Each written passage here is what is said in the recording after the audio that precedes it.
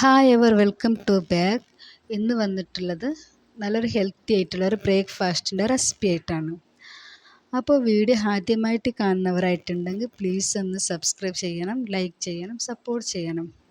അപ്പോൾ വീഡിയോയിലേക്ക് കടക്കാം. ഞാനിവിടെ എടുത്തിട്ടുള്ളത് കറുത്ത കടലയാണ്. ഇത് 1 കപ്പ് കടലയാണ് എടുത്തിട്ടുള്ളത്. ഇതിലേക്ക് ആവശ്യമുള്ള വെള്ളം ഒഴിച്ചിട്ട്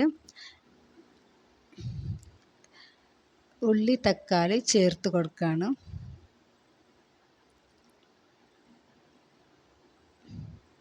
ഇതിലേക്ക് കരിവേപ്പില ചേർത്തിട്ടൊന്ന് അടച്ച് വെച്ചിട്ട് വേവിക്കാൻ വേണ്ടി വെച്ചു.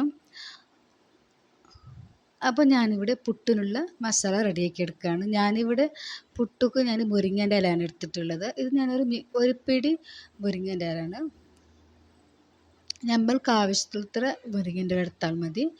ഇതിലേക്ക് ഞാൻ അരമുറി തേങ്ങ ചിരകി ഇതിലേക്ക് ചേർത്ത് കൊടുക്കുകയാണ്. ഇതിലേക്ക് ആവശ്യത്തിനുള്ള വെള്ളം ഒഴിച്ചിട്ടൊന്ന് നന്നായിട്ടൊന്ന് പേസ്റ്റാക്കിയിട്ടൊന്ന് അരച്ചെടുക്കണം. ഇതിലേക്ക് ഉപ്പും ചേർത്ത് കൊടുക്കണം. ആവശ്യത്തിലുള്ള ഉപ്പും ഇതിലേക്ക് ചേർത്ത് കൊടുത്താൽ മതി.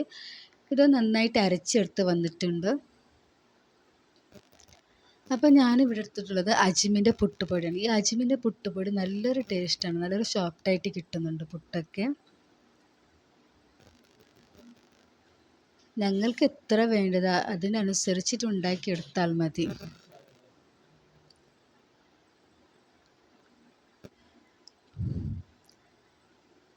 പിന്നെ ഇത് അരച്ച് വെച്ച് മുരിങ്ങേൻ്റെ ഇല ഇതിലേക്ക് ചേർത്ത് കൊടുക്കുകയാണ്.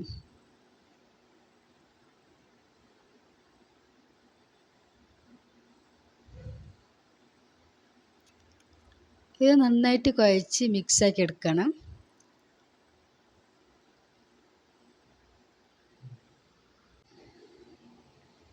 ഇതൊന്ന് കുഴച്ചെടുത്തിട്ട് ഇതിലേക്ക് വേണമെങ്കിൽ ആവശ്യത്തിന് വെള്ളം വേണം ചേർത്ത് കൊടുത്താൽ മതി. ഇപ്പം ഞാനിവിടെ വെള്ളം ഒന്നും ചേർത്ത് കൊടുത്തിട്ടില്ല. ഇതൊന്ന് അരമണിക്കൂർ റെസ്റ്റ് ചെയ്യാൻ വേണ്ടി വെച്ചാൽ മതി. അരമണിക്കൂർ കഴിഞ്ഞതിന് ശേഷം മാത്രം ഉണ്ടാക്കിയെടുക്കുകയാണ്. അപ്പോൾ അത് നല്ല സോഫ്റ്റായിട്ട് കിട്ടുള്ളൂ. അപ്പോൾ ഞാനിവിടെ കടലക്കറിക്ക് വേണ്ടിയുള്ള മസാല റെഡിയാക്കി എടുക്കുകയാണ്. ഞാനിതിലേക്ക് വെളുത്തുള്ളി, കാശ്മീർ ചില്ലി ഒരു 4 എണ്ണം, 1/4 ടീസ്പൂൺ മല്ലി, 1/4 ടീസ്പൂൺ വെള്ള ജീരകം, ഇതിലേക്ക് അരമുറി തേങ്ങ ഒന്ന് ഇട്ടിട്ട് ചെറുതായിട്ടൊന്ന് റോസ്റ്റാക്കി എടുക്കുകയാണ്.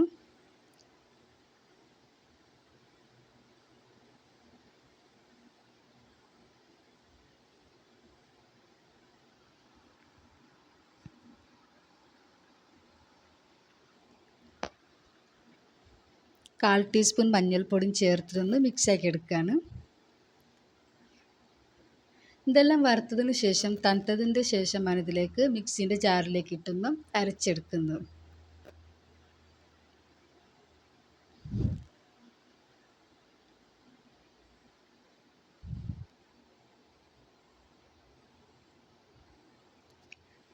അപ്പോൾ ഇതിവിടെ കടലൊക്കെ വെന്ത് വന്നിട്ടുണ്ട്.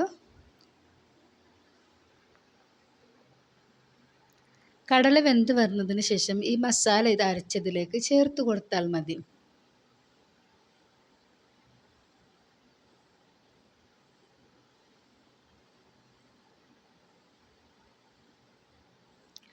അപ്പോൾ ഇവിടെ നല്ല പുട്ടിൻ്റെ നല്ല സോഫ്റ്റായിട്ട് വന്നിട്ടുണ്ട്. ഇതിലേക്ക് ഞാൻ വെള്ളം ചേർത്തിട്ടുണ്ട്. ഇത് അരമണിക്കൂർ ആയതിനു ശേഷം പിന്നെയും വെള്ളം ചേർത്തിട്ടൊന്ന് മിക്സാക്കി എടുത്തതാണ്.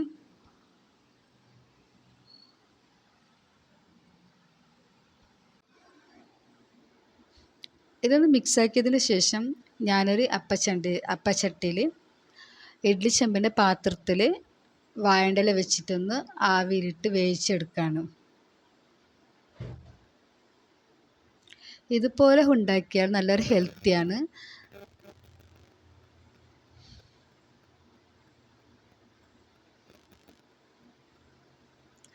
ചിലർ വിചാരിക്കും ഇതിൻ്റെ കയ്പ ഉണ്ടാവുന്നു. കയ്പൊന്നുമില്ല, നല്ലൊരു ടേസ്റ്റാണ്. കടലക്കറീൻ്റെ കൂടെ കഴിക്കാൻ നല്ലൊരു ടേസ്റ്റാണ്. കുട്ടികൾക്കൊക്കെ നല്ല ഇഷ്ടപ്പെടുന്നുണ്ട്. കുട്ടികൾക്ക് എന്തുകൊണ്ട് ഉണ്ടാക്കിയത് കുട്ടികൾക്കൊന്നും അറിയത്തില്ല. അപ്പോൾ കളർ മാത്രമേ കുട്ടികൾക്ക് ഇഷ്ടപ്പെടുള്ളൂ. ഇതൊന്ന് പുരട്ടി കൊടുത്തതിന് ശേഷം ഇതിലേക്ക് ഹോൾസ് ഇട്ട് കൊടുത്താൽ മതി. ഒരു 20-25 മിനിറ്റിനുള്ളിൽ വെന്തിട്ട് നന്നായിട്ട് കിട്ടുന്നുണ്ട്.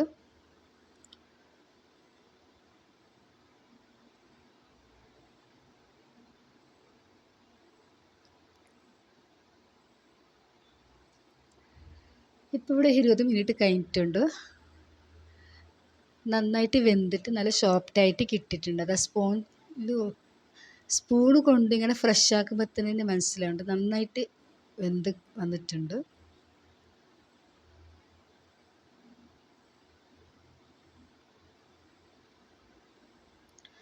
അപ്പോൾ ഈ കടലക്കറിൻ്റെ കൂടെ കഴിക്കാൻ നല്ലൊരു ഹെൽത്തിയാണ്, കുട്ടികൾക്കും നല്ലൊരു ഹെൽത്തിയാണ്, നല്ലൊരു റെസിപ്പിയാണിത്.